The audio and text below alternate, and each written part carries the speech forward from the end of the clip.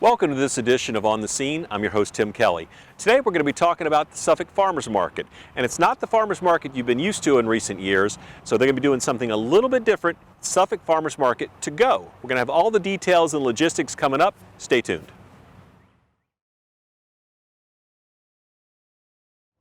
Welcome back to On the Scene. We're coming to you from the Suffolk Visitor Center, and we have Kevin Sari, who is a Visitor Center supervisor, with us today to talk about the Suffolk Farmers Market to go. So it's sort of a new philosophy that the Division of Tourism is going to put in place to make sure the farmers market can happen. People can still get some of their goods and do that all, of course, with maintaining good safety practices given everything involving COVID-19. So Kevin, thanks for being with us today. Thanks for coming out. So we are outside, and tell us a little bit about what the philosophy is behind the Suffolk Farmers Market to go, and then we'll get into sort of how the logistics work. Okay.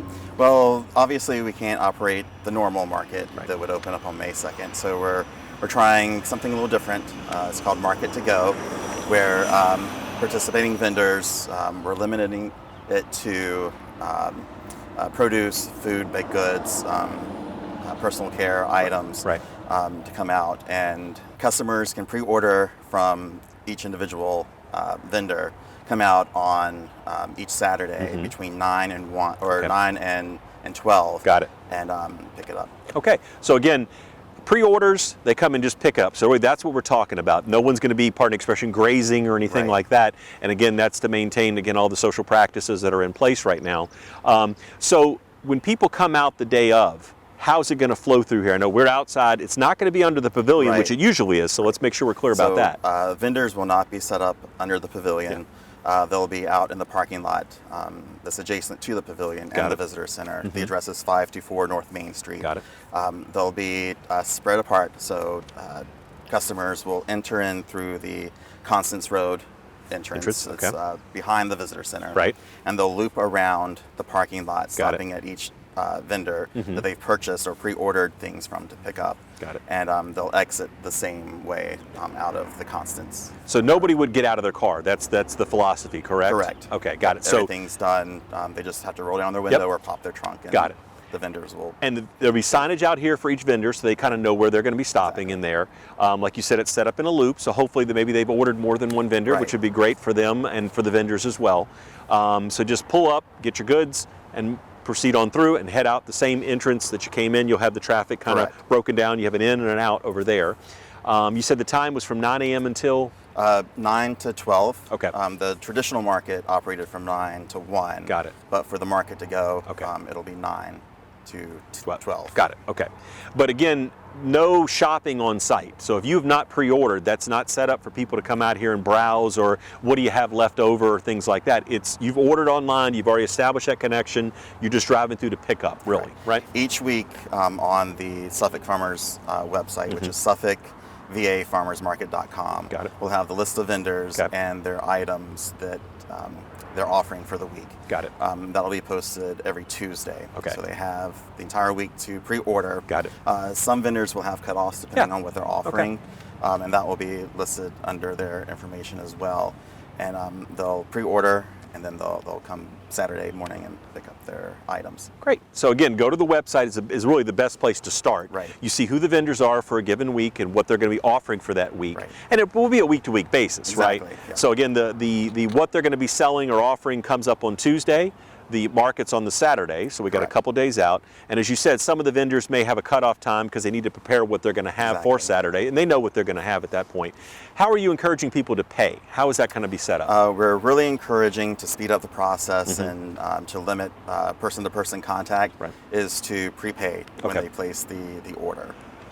And that'll all be done with the vendor themselves. Exactly. The money's not going through tourism or anything like that. You'll pay each individual vendor. Okay, very good. And I know you talked about some of the kind of the philosophy behind what type of goods you were going to want to put in place, but it's some of the vendors that we've seen before. So again, with some of the familiar faces that people are looking on there, they've come to the farmers market before.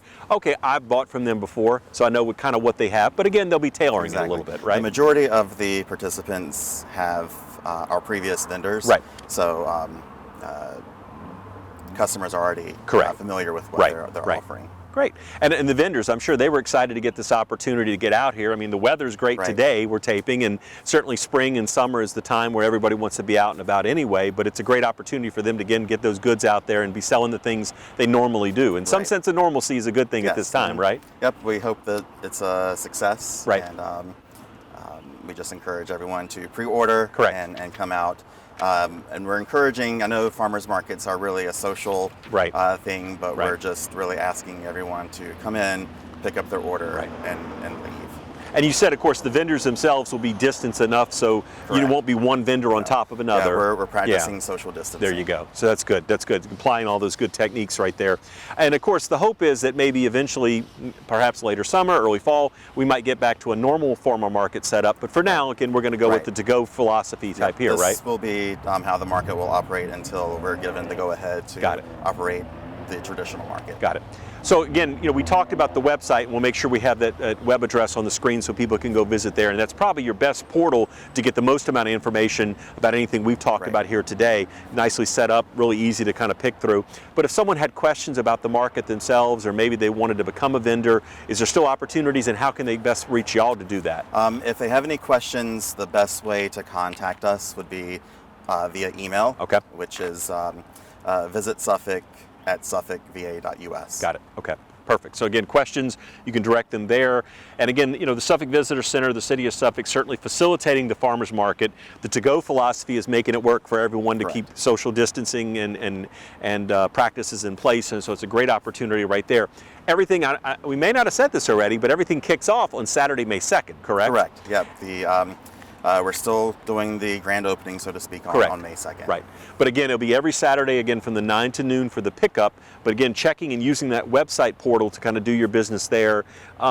Should they be contacting the vendor outside of the portal? I mean, there might be contact phone numbers and things like Right. that. And I guess everybody kind of has a different way to do that, right? On the website, there's a drop-down Mm-hmm. that lists all the different vendors. You can click on their name, and they have their own page, Got so it, to speak. got it, okay. With email address, Yep. phone number, if Perfect. they have a website, all of that. So we're trying to make Great. it as simple Yes, as right. possible. But again, any business transaction type stuff is happening between the patron and the vendor through whatever, they either email or phone to make that, and hopefully, like you said, get the prepayment set up. So you're just really coming in, the items being put in your car, in your trunk or whatever, and then you're driving on through, and then the next person's coming through, and we're cycling through like that. Right.